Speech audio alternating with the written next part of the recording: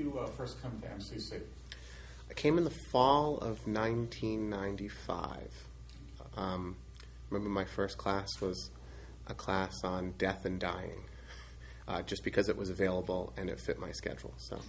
Now, were you directly out of high school, or was there a No, gap? there was a gap. I lived in Massachusetts until about 1993, at which point I was about 22 or 23 years old. I came to Connecticut for a girl and went to work in banking, which is what I was doing in Massachusetts, and it wasn't what I wanted to do. And I had always wanted to go to college, and I never thought I would really have that opportunity.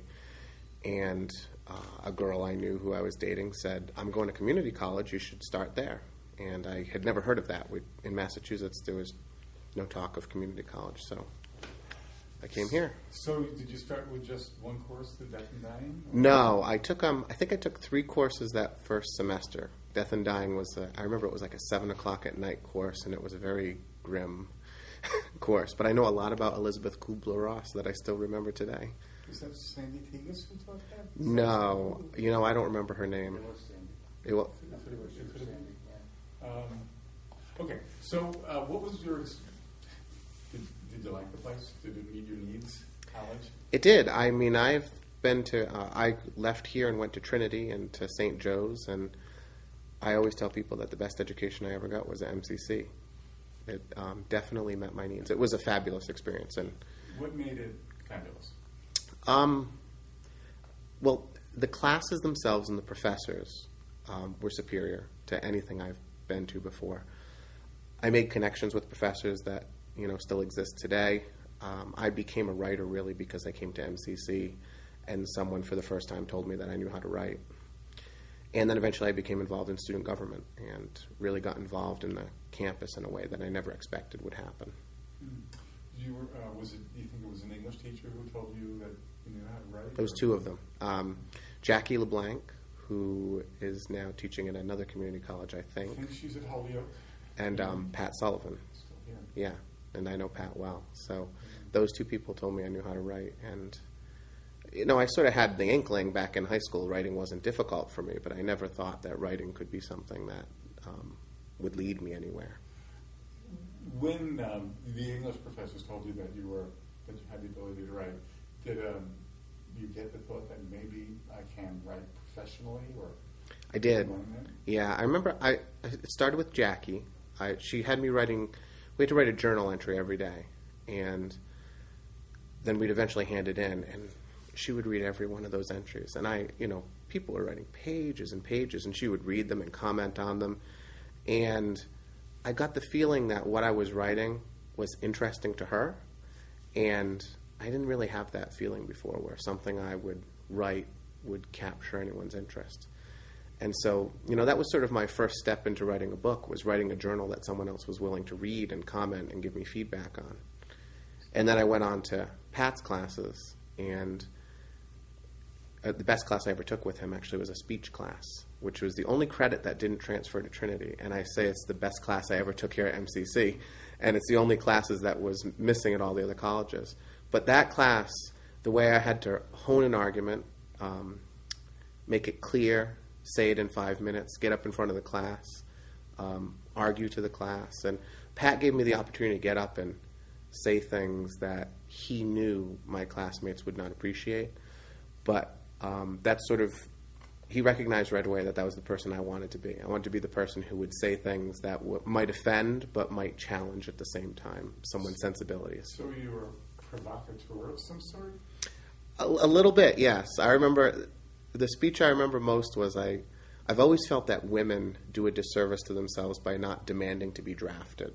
I always say that if you don't argue in favor of being drafted as a woman, you don't really believe in equality in the way that I do. And so I got up in front of the class and I made that argument, and I said, if you don't want to be drafted and you're a woman, I'm fine with that.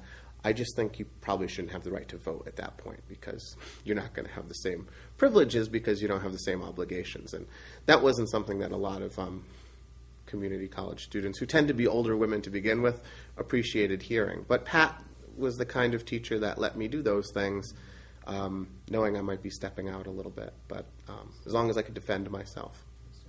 And you mentioned you were also involved in student government. What motivated your interest in that area? That was an accident, actually. I had a friend, his name was Chris Johnson, and he was attending here, and he was running for vice president.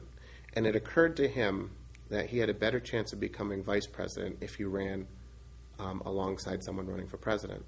So he came to math class one day, and he sat down next to me, and he said, "I think you should run for president." And at the time, I thought Chris was highlighting my leadership skills and how much faith he had in me. And later on, he admitted he was just looking for a running mate. And I said, sure, why not? And so I ran for president, and I lost. But the person I lost to didn't return to MCC in the fall. She had a medical issue, and she didn't come back.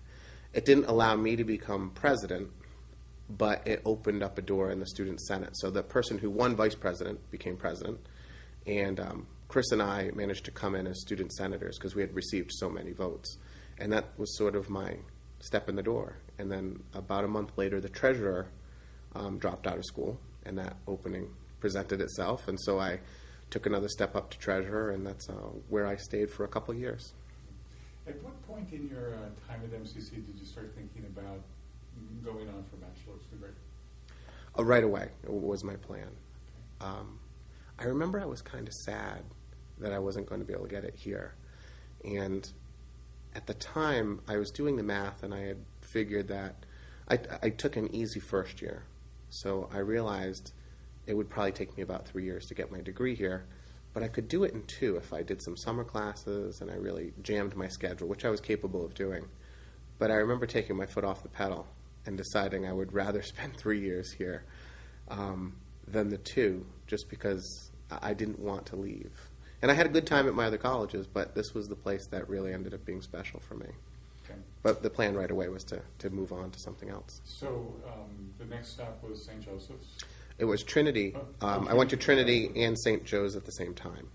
So I went to Trinity for an English degree, and at the same time I worked on a teaching certificate at St. Joe's through a consortium that the schools have. I see. It was a lot of work. Trinity is clearly very demanding in terms of the academic expectations. Yeah. But you felt the foundation that you established here, obviously. Absolutely. I contend that the classes at MCC were just as challenging as the ones at Trinity. And the thing I had at MCC that Trinity wasn't able to offer to me was the diversity in the classroom. I often found myself sort of battling with a 45-year-old mother of 3 who had a lot of life experience and could really let me have it. And then I got to Trinity, and there was 19-year-olds in the class, and they were all white, and they had stayed up till 3 in the morning and, gotten stuck with this 9 o'clock class and, sat there and didn't do very much. So it was a different dynamic. It was good, and I really loved my time at Trinity, and I met some wonderful people, but I didn't have that same dynamic in the classroom. Was your decision to become an educator made at MCC? No, I always wanted to be a teacher. My line was always I wanted to write for a living and teach for pleasure. I didn't want to leave high school, actually, just like I didn't want to leave MCC. I remember when I was graduating, they would write the number on the chalkboard, how many days are left, and every day that they ticked off was like a stab in my heart, because I didn't expect to go to college, so I knew when I left high school that was probably going to be it for me. So I always wanted to get back to school. I had always appreciated what teachers did for me. I didn't have much of a family, so in many ways school was a home for me. So I'd always wanted to teach, and I knew that there wasn't a lot of money in novels from people just starting out, so I would have to support myself some way. So the 2 worked well together. Okay. And you're currently in West Hartford School District? Yeah, I've been teaching in West Hartford for 12 years. And how do you tell us a little about your writing and how you balance the writing with your work as an educator? Well, summers help because I have the summers off, so I have 2 solid months where I say I become a full-time writer. But I tell people, the question I most often get in my readings is, when do you write and how do you find the time? People seem to struggle with that. And I always say, I write whenever I have time. So if I have 5 minutes, I try to write 3 really great sentences. And if my daughter is, in the bathtub and she wants to play for 15 minutes and There's no reason to take her out other than she's pruning up. I'll have the laptop sitting there. I'll sit on the toilet with the laptop watching her in the bath, and I'll work on my book. I write whenever I can, and that seems to be working for me. So you can obviously write in short spurts rather than needing, a block of time. I think everyone can. I think it's very convenient to say you need a block of time. I meet lots of people who tell me they're waiting for their sabbatical, they're waiting for their kids to grow up, they're waiting to retire.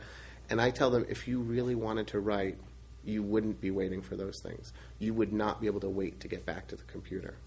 So, and if you look into writers' lives, most writers write like this. They have wonderful blocks and they go to writers' retreats, but quite often it's, in a hotel room, late at night, early in the morning, on their lunch break. John Grisham wrote his first 3 books while he was an attorney from 5 to 6 a.m. on a legal pad, whenever you have time. Okay. Let's give a couple of hypothetical situations. Let's say a colleague of yours, a fellow teacher in West Hartford District, approaches you and says, I have a son or daughter who's considering MCC after high school. What would your response be? Well, in the spring, I took my 5th graders here. I wrote a grant and got 100 5th graders to come here and have a day at MCC.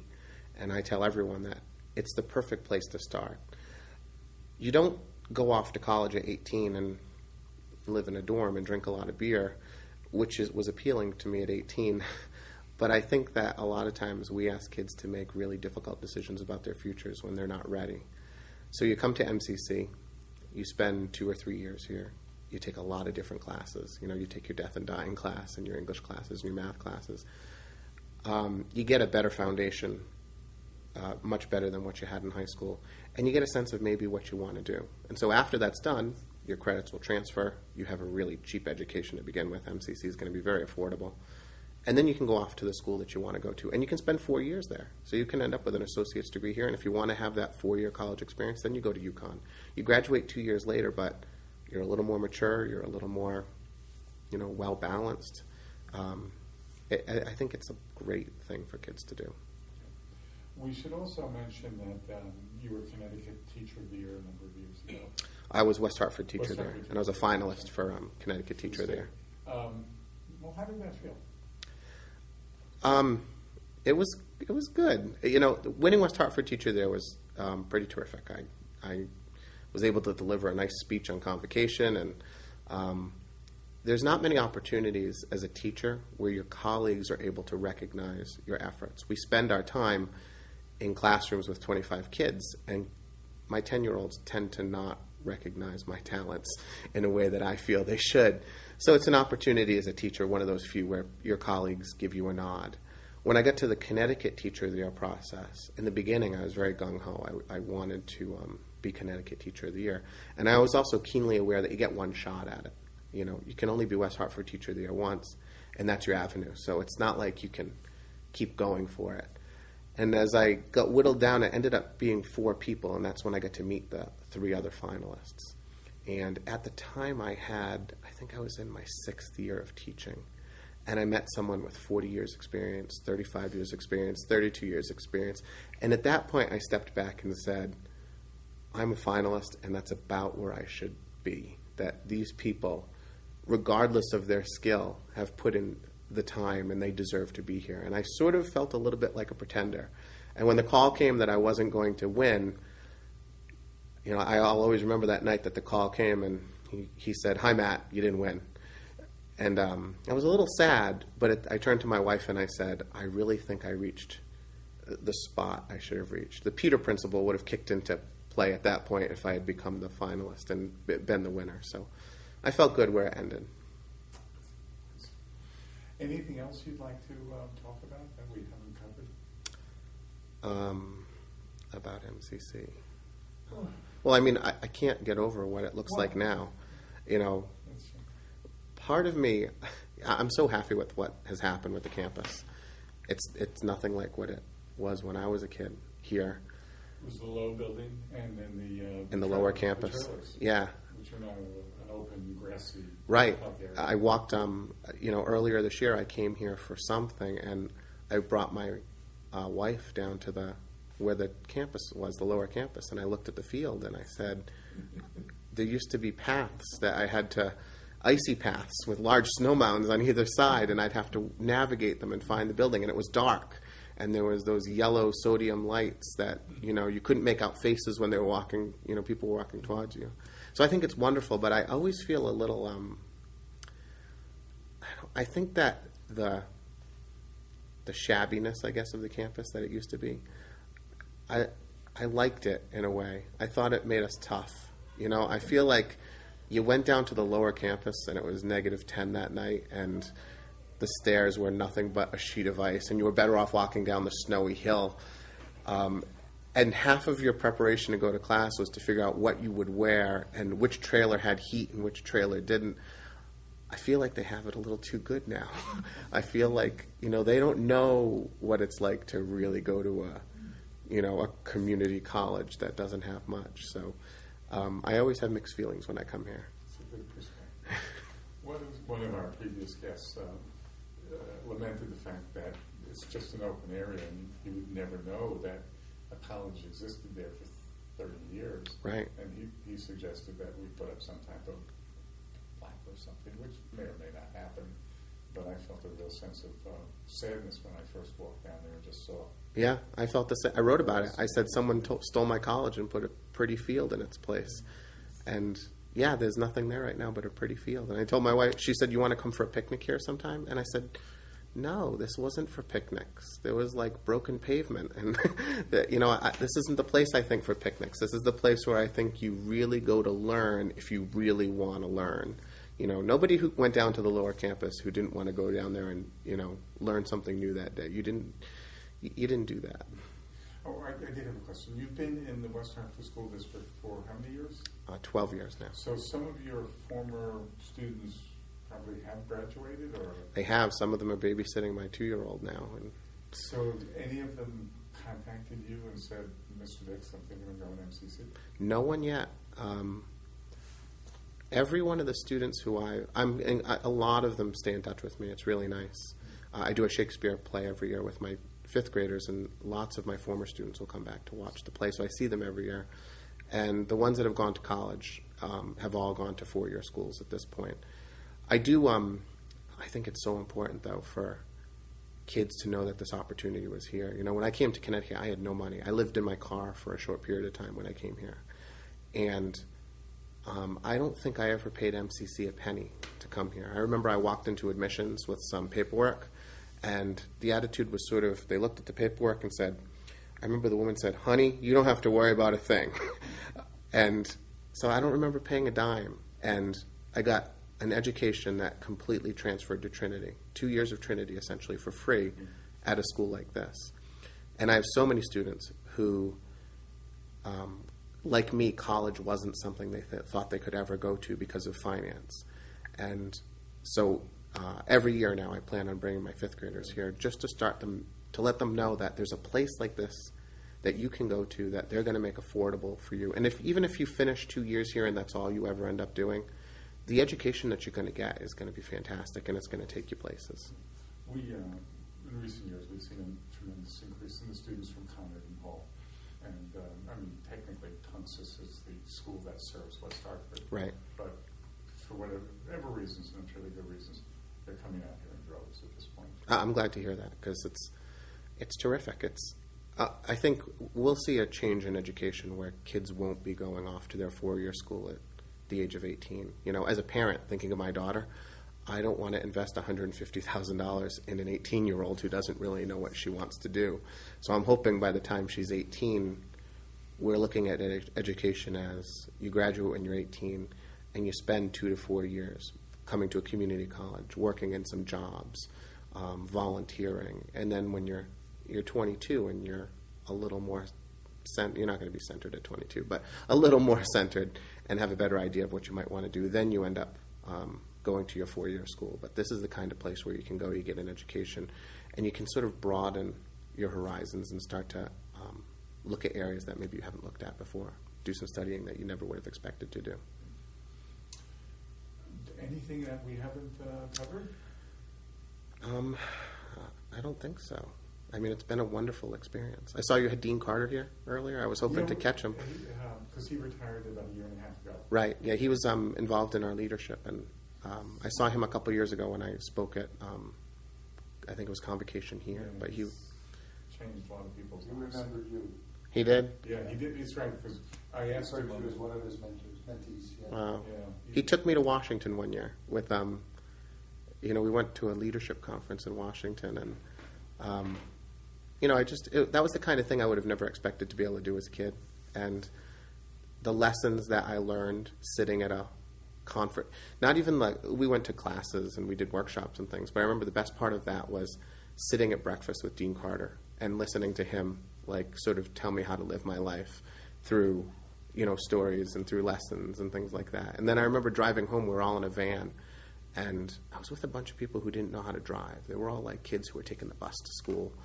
And Dean Carter was tired, and he told me to drive. And I was really tired. And I remember I didn't want to let him down. I thought, there were moments when we were driving back, and I thought, I should really pull over. I'm going to fall asleep. But I thought, if I have to tell Dean Carter I have to pull over, he's going to be disappointed in me. So I'm going to stay awake, and I'm pinching myself while he's sleeping in the seat next to me. But that was the kind of guy he was. I just wanted to run through a wall for him. So I'm glad you got him. I'm glad you got him on film. I'm glad we got that anecdote. It's a wonderful story. Chuck, what do you think? I think that's fine. I missed the front end, so I don't want to ask any very, questions. very poignant. Yeah. Thank you. Well, thanks for the opportunity. I really appreciate it.